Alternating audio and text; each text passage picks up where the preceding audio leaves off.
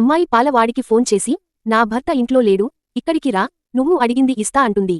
ఆమె భర్త పక్కనే ఉండి, అంతా వింటాడు. పాలవాడు ఇంటికి వచ్చి, ఏంటి బేబీ, ఇన్ని రోజులు పట్టిందా నీకు అంటాడు. నువ్వు అడిగిన దాని గురించి నేను బాగా ఆలోచించాను, మా ఆయన లేని టైం చూసి పిలుద్దాం అని ఆగాను అంటుంది.